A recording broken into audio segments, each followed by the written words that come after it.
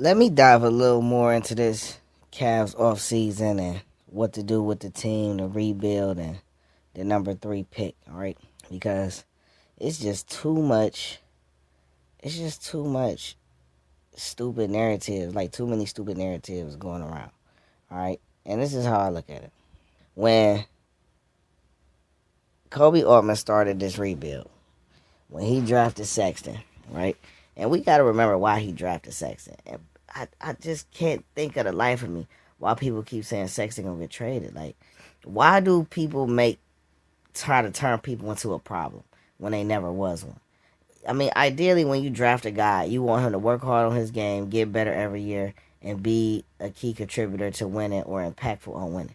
Okay? We don't win a lot of these games without Colin Sexton. Let's be very clear. You know what I'm saying? Like, he is the main scorer on this team. So how do you get rid of the head scorer? Why would you even try to get rid of your top scorer, especially when he's only 22 years old? It just makes no sense. Like, any argument, oh, he's 6'1", oh, he did that, oh, he did that. Well, when Kobe Altman started the rebuild, he drafted Sexton, then he drafted Garland. He said he was going to do a Dame Lillard, CJ McCullough type backcourt. He said that. Now, you got to get a man his props because every move he's made is to surround him of that. But I don't think people get the understanding of why he said that. In this league right now, you need to be able to have 2 dominant ball handlers. When the Toronto Raptors won a few years ago, who was they starting backcourt? Kyle Lowry, Fred VanVleet. They had Kawhi Leonard as a nice little as a 3/4. They had Pascal Siakam, and then they could rotate Ibaka or Marc Gasol, Anunoby. They could rotate these guys in to help out their stars, and everybody played their role. All right. Now, mind you, this was just a couple years ago. This is when Kobe Altman was doing a rebuild. Now, who is in charge of the rebuild over there in Toronto? Masai Ujiri, who was a top-rated, black general manager, controller of basketball operations guy, front office guy in the NBA. Highly regarded, all right? So, ain't nothing wrong with Kobe looking at something, looking at how Dame and CJ are going, and just looking at how, Steph Curry, just looking at how these guys, okay, you could do that. Now, why you could do that with Garland and Sexton? It's not about what you do, it's about how you do it, all right? And Garland and Sexton games complement each other. This is the part I think nobody is seeing. Their games complement each other. Darius Garland is a guy who's going to shoot from the perimeter, and when he penetrates, he's looking to pass. You know what I'm saying? He's looking to pass, then he's looking to shoot. I mean, he can score, but he's looking to shoot. Colin Sexton is looking to score. He's looking to penetrate. So you got one guard who's going to dominate on the perimeter, potentially, or at least be impactful. And you got another guard who's going to penetrate and create havoc, dissecting the defense. What do you need down there to complement? So now you got a big man in Jared Allen who can control the paint more or less, right? He's going to play good defense as a rim protector and a shot blocker. He's going to be able to finish above the rim. He can run the floor. He has a nice little jumper, though, what people don't know. So what do you need to complement him? A big man who can stretch.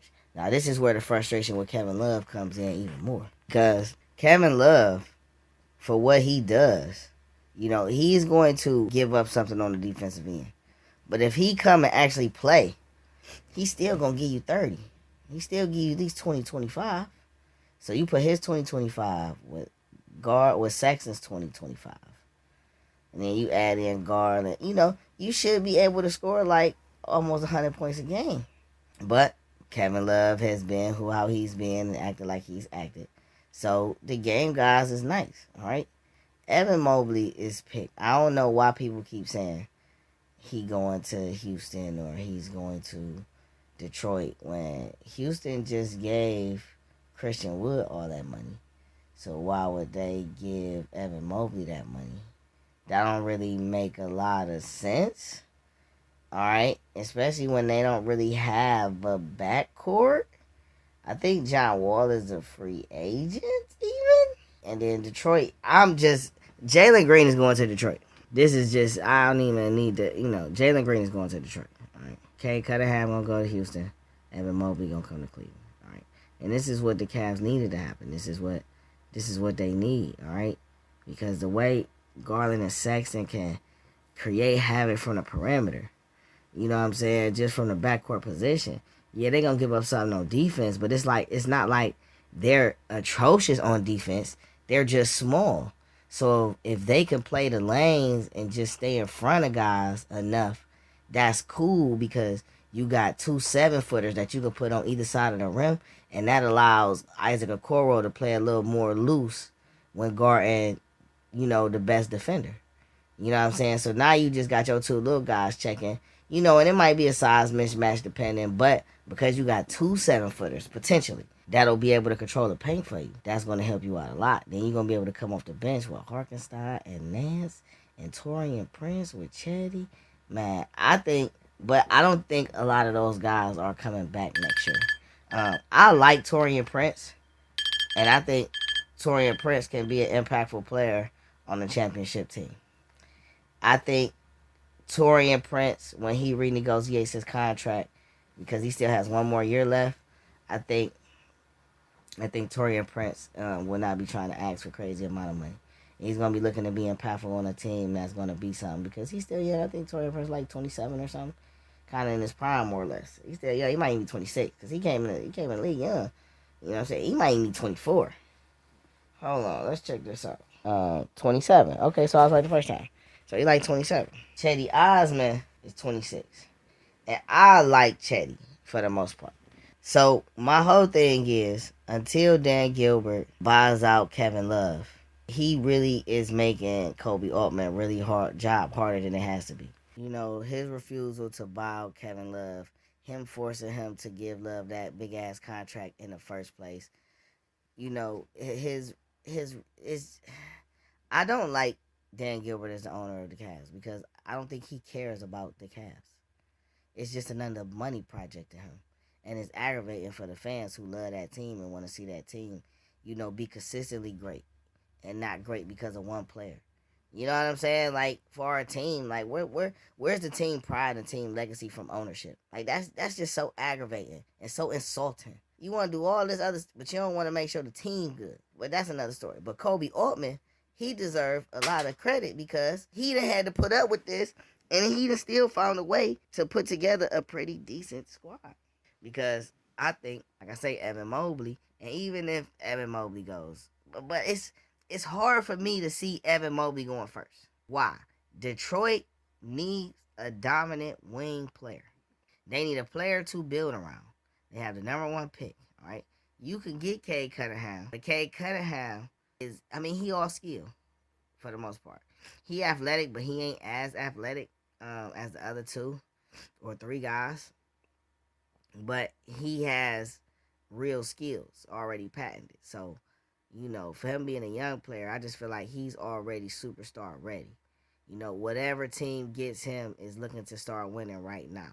So this is where I can see Cade Cunningham going to Houston because ultimately, let's just say John Wall does have 1 more year left on his contract. John Wall with Kevin Porter Jr. and Cade Cunningham sound like a pretty good starting 3. Especially when you still got Daniel House to play 04 and you got Christian Wood to play 05. That sounds like a pretty nice squad in Houston to me. Jalen Green with Killian Hayes, Josh Jackson, Sadiq Bey, and then, they still got Jeremy Grant. They just paid for Plumlee, Grant, and they drafted Isaiah Stewart, so it's like they don't need a big man. They need a wing scorer so they big mans could be more effective. Jeremy Grant is a proven scorer in this league now. We can say that. You know what I'm saying? Killian Hayes is a growing point guard in this league. We can say that. Josh Jackson is starting to find his game. We can say that. All they need is an explosive wing. Detroit, however, is not ready to win right now because they still got to shuffle around pieces to see who they can build around. Jalen Green has been playing in the G League all year. They've got to watch him firsthand. All right? Detroit not trading the first pick. They just want to see what people gonna offer them for them because they still got pieces they gotta move, and they probably got contracts they want to move. But for the most part, Jalen Green is the best pick for them right now and long term. Him and Killian Hayes in that backcourt to grow, with a Grant, a Sadiq Bey, a Jackson, that team becomes, a future juggernaut in a sense. You still got some veterans over there, so Jalen Green could, I think it's gonna take him a couple years to be a legitimate top scorer in this league, but he's gonna be a bucket getter, no doubt. He's gonna be exciting. He's gonna put fans in the seats, and I think that's what Detroit needs. They need somebody with some cachet. You know what I mean? Don't get me wrong, man. Kay Cunningham, he got it, but I just think it make more sense for Detroit to take Jalen. He fit what they need, and he already played against NBA talent, so it ain't gonna be no question. And you got a need as for a dominant wing. So you go ahead and take Jalen, who's still growing. He only 19. Yeah, Cade only 19, but he gonna end up going to Houston because he played at Oklahoma State. You know what I'm saying? Texas is all about money. Cade playing with Christian Wood gonna be a nice combination for real. You know what I mean? So, and they still got Chris Clemens over there. So, James Tate, listen, man, or Pate, listen, they still got. So, and then Evan Mobley to the Cavs because Evan Mobley fits, man. You know what I mean? Now, the real question is, what type of offensive skill set does Mobley need to bring to the game for him to make the Cavs a contender or for them to be successful now and later? He's already a willing defender. You know what I'm saying? And it's natural. So him playing with Jared Allen is just going to make his defense better anyway. But I think he has additional skills. I think it's possible he might have a decent handle. He can shoot off the dribble. He has a couple of post moves. You know what I'm saying? He could pass. So being able to at least run the ball offense through him on the big man side, not totally, but just on the big man side, he can pick and pop and pick and roll. He can pick and pass. Adding that and not making Jared Allen have to do that all the time, then it spreads the defense more. So now you get Garland and Sexton coming off them picks. Okoro should be open a lot more. We talking if Evan Mobley can hit, set threes from the corners, mid-range jump shots with regularity. If he can consistently finish at the rim when given the opportunity. With Garland and Sexton, that already makes him a 20-point-a-game scorer. Did you see what was going on with Jared Allen? All right? And then people don't understand how having them 2 7-footers allows both of Sexton and Garland to consistently get off. Because now you have 2 offsetting big men that you could use to pick and roll with. And then Okoro slashing. And this was about to be interesting about the evolution of J.B. Bickerstaff's offensive assault plan, okay? Because I want to see Sexton and Okoro move off the ball more. I want to see them catching the ball in motion, in traffic, on the way that you got to excuse the alarms, getting ready for other things. You got to set these alarms up, you feel what I'm saying? We ain't going to act like we ain't hear that, all right? But, yeah, it allows both of them to get off. But I want to see, them get off as far as moving off the ball. Sexton and Okoro could be great slashers. With those 2 7-foot guys, they could just be so much more effective. Okoro's offensive game and offensive confidence is going to grow. Sexton game is going to grow as a scorer for sure, but probably even as a passer. Garland's game is going to grow. So you got, 20, 22, 21, 20-year-old in your back three already. You still got Windler, who's 24, 25. The Cavs got a core. Evan Mobley, even since last year, I've been saying Evan Mobley is the pick the Cavs need. To get the number 3 pick just more told me that they're going to get Evan Mobley. Everybody keep talking this. Jalen Green. We all will take Cade Cunningham, all right? They keep talking Jalen Green, but Jalen Green is going 1. And if he don't go 1, he's going 2. All right, let's just say Detroit, for example, because there's no way Detroit or Houston drafts a big man. All right? And their whole thing on him is because Evan Mobley is slender. He only, he's 7 foot, but he's only 215, 220. All right? That's cool. That's fine. That's why you leaving with the Cavs, baby. We know what to do with that, all right? Because we already got some killers over here. You feel what I'm saying? So that will cause them to slip. They're going to look at it like, okay, we got some big men down here. We got a rotation of guys down here. Okay, Houston going to be like, okay, we got a rotation of guys down here, but we got to try to replace James Harden. Man, listen, bro. Cade to Houston, because they don't need a big man. They just pay Christian Wood. Detroit takes Jalen, because he's already played against NBA talent. They need a dominant wing for now and later. And they already spent money on a front court last offseason. You know what I'm saying? Evans not going to be too slender, and they don't know what type of scoring he going to bring to the NBA on a consistent basis, which makes him an ideal pick for the Cavs, who could use a 7-footer with offensive potential. You know what I'm saying? Just bottom line.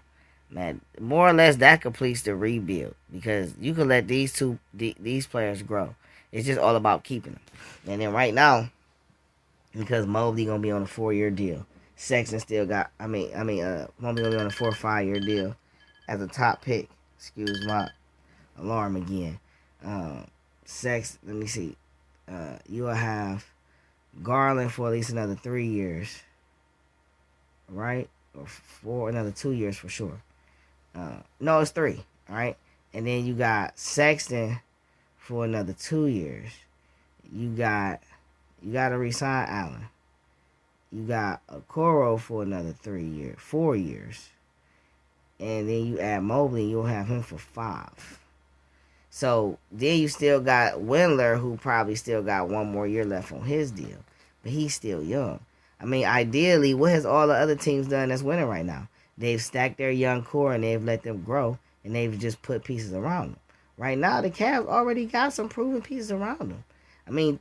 Torian, Chetty, Nance, these all guys got playoff experience. You know what I'm saying? Dellavedova might come back as a coach.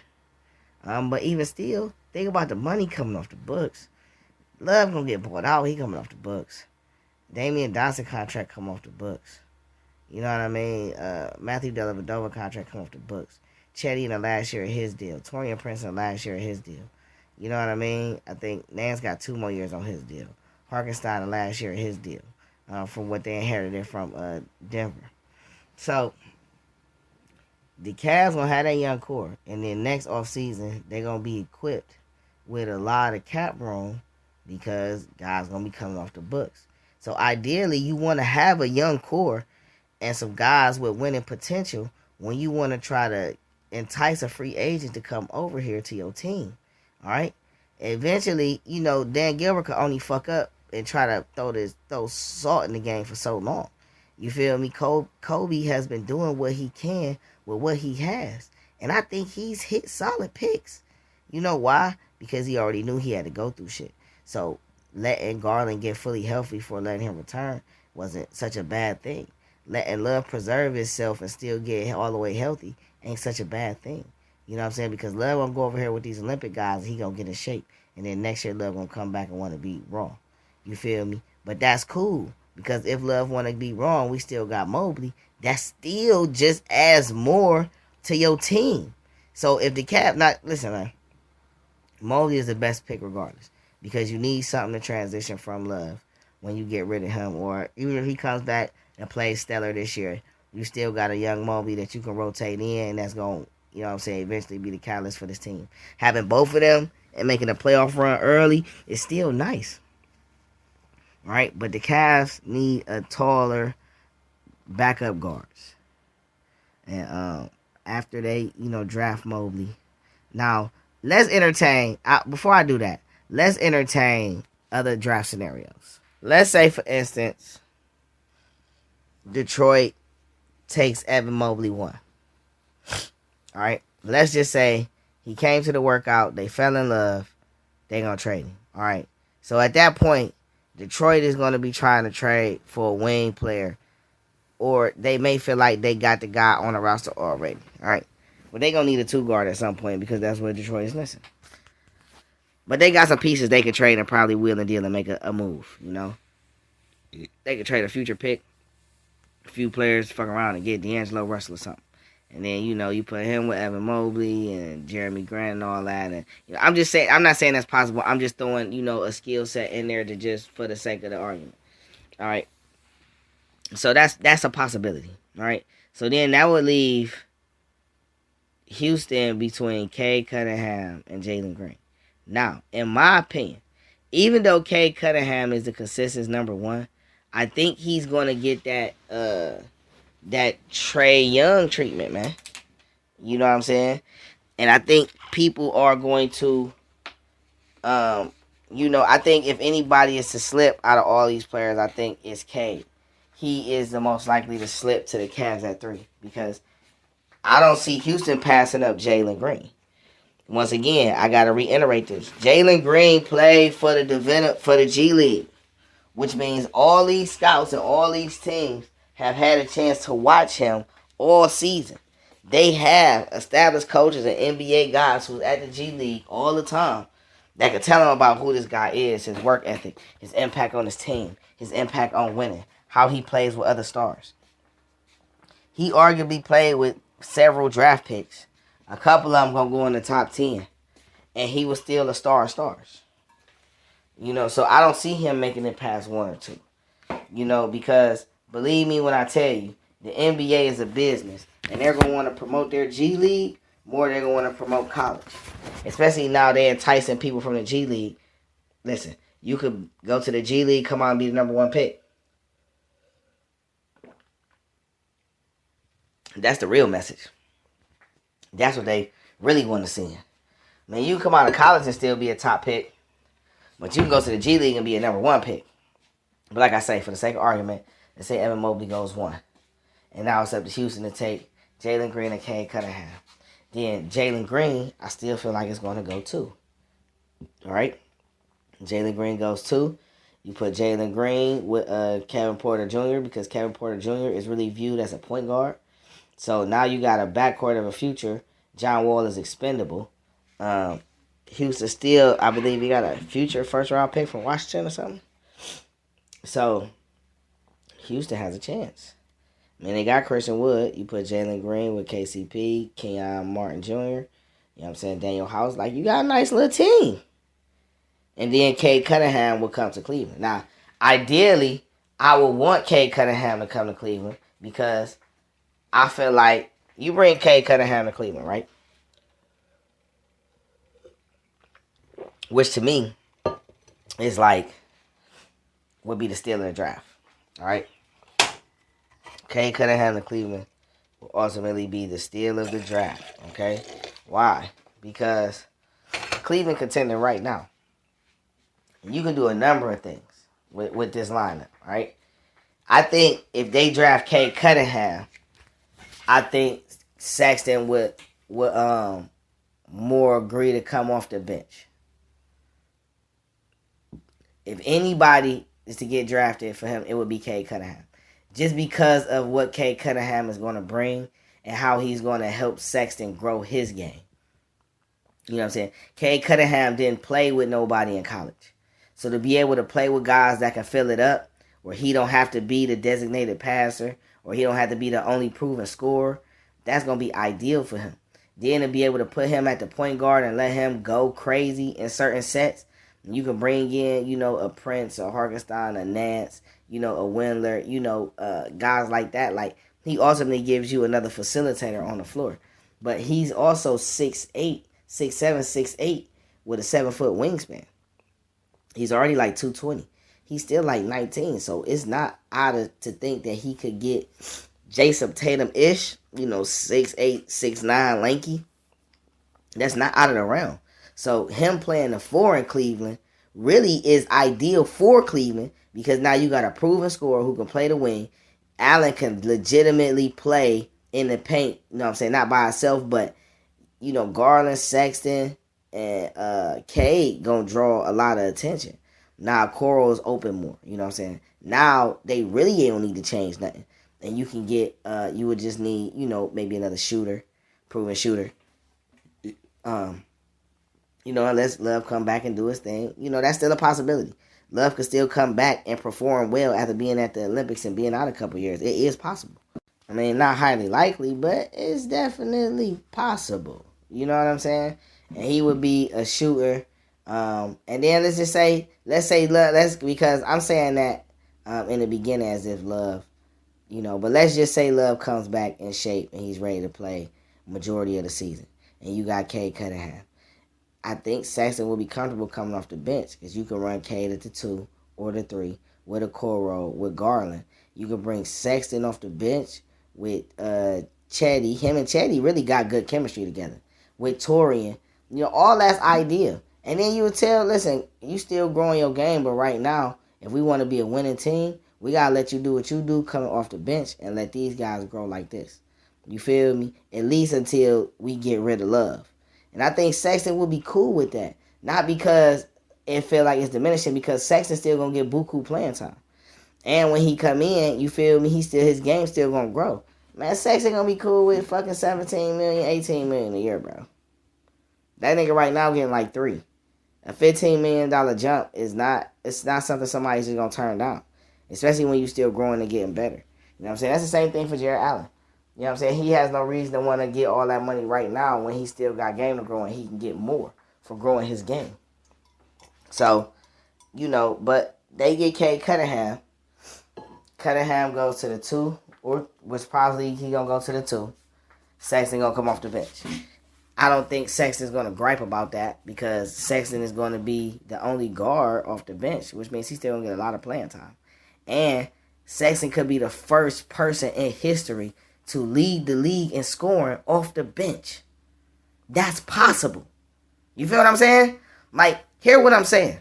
If the Cavs get Cade Cunningham, they are a playoff team right now, as currently constructed.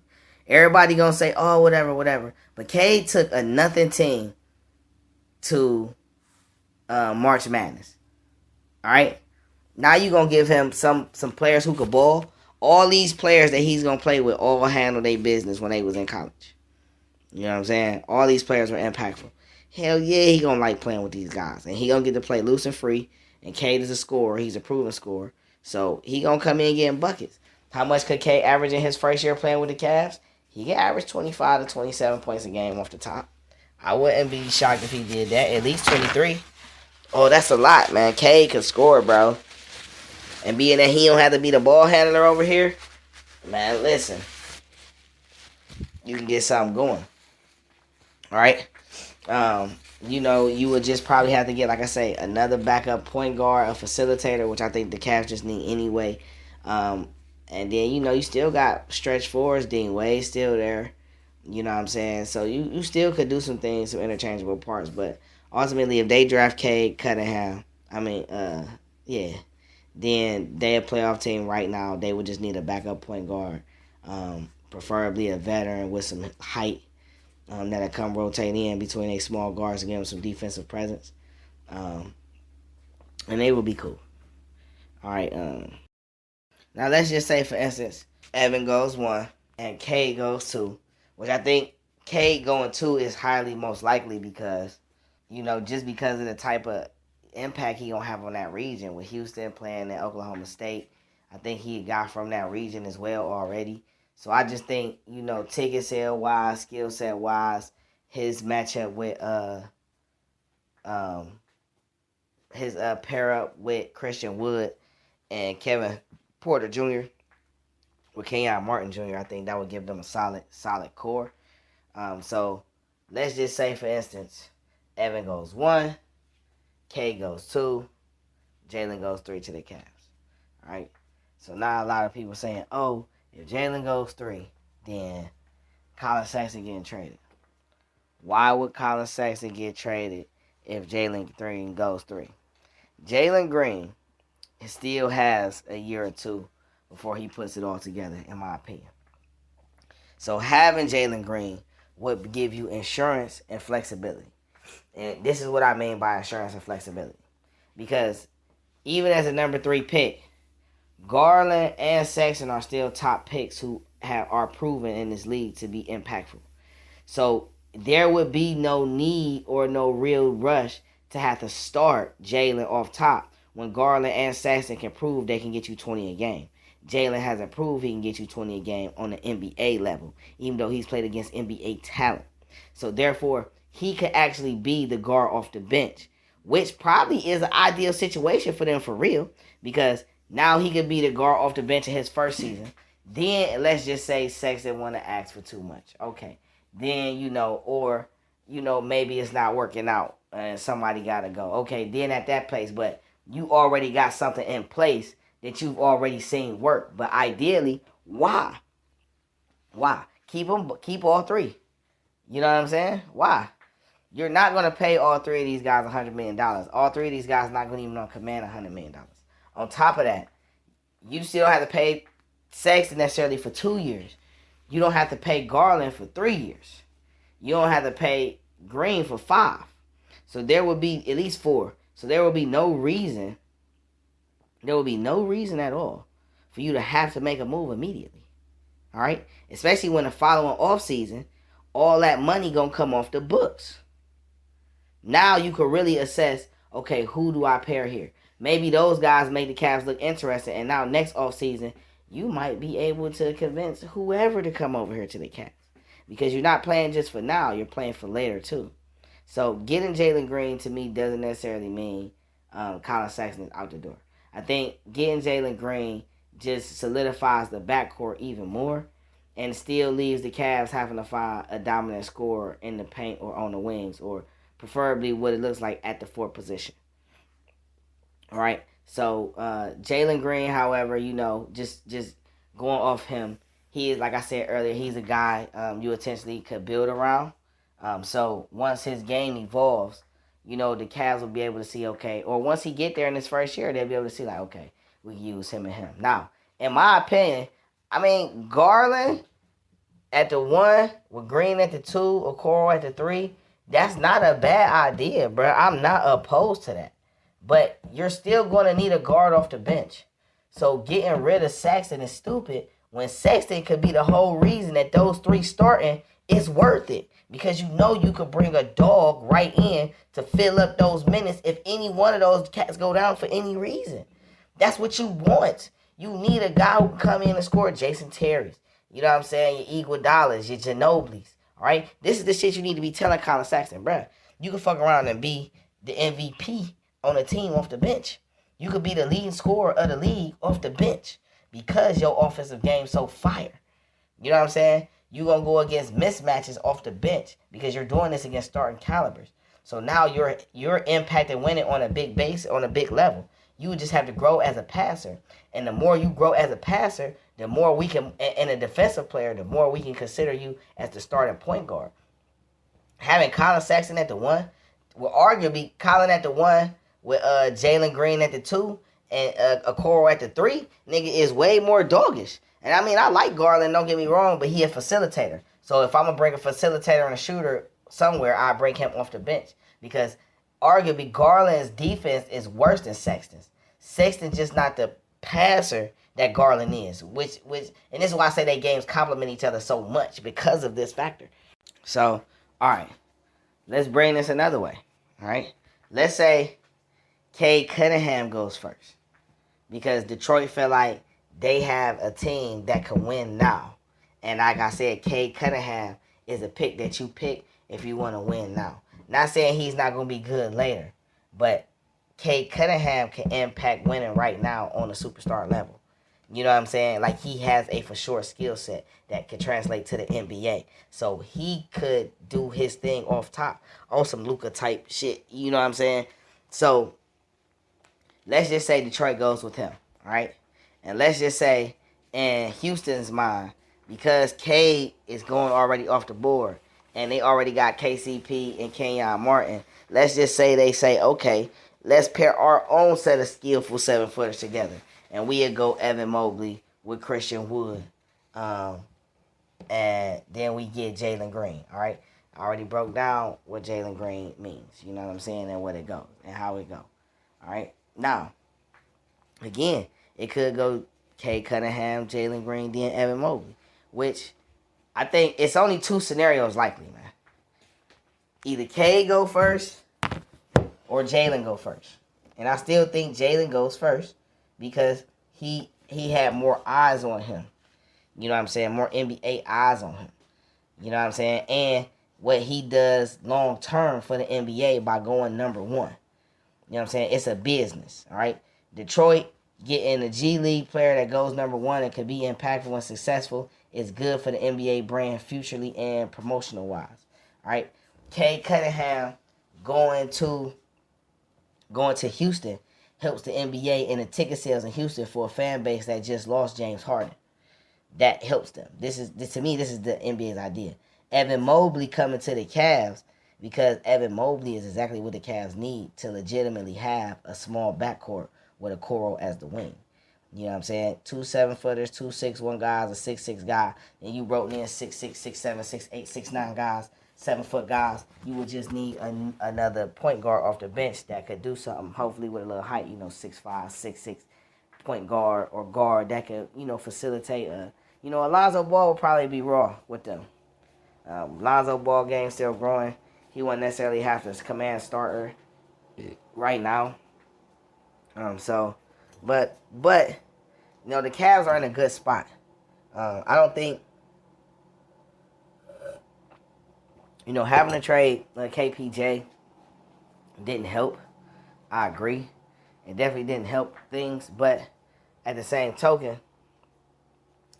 you got to do what's best for your team long term. All right, let him be somebody else's problem. Let somebody else deal with that.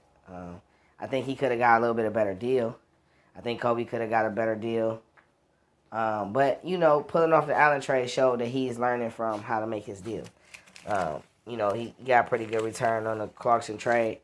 And I just think Kobe's still growing and he should get room to, still go dealing with the shit that he dealing with, having to work with Dan Gilbert, boy. I do not like that man. I don't, man. And I said before, man, he don't care about the team. It's just a business thing to him. And it's an insult to the fan base that love that team. You know what I'm saying? And that's just my bottom line. But this is my Cavs talk, my scenarios, just a little more dive in. I'll come back later and talk about the Jarrett Allen, Evan Mobley combination more. But right now, we just going over draft scenarios and why Cleveland not going to make any trades when it comes to that core. All right. There are a lot more interesting and insightful things I want to discuss with you all. So take the time out right now for me to hit the subscribe button, hit the like button, or dislike. Leave some feedback in the comment section and be ready to watch the next episode of Game Changer Sports Talk live from the marvelous Hollywood Studios on the Goonie Tunes channel.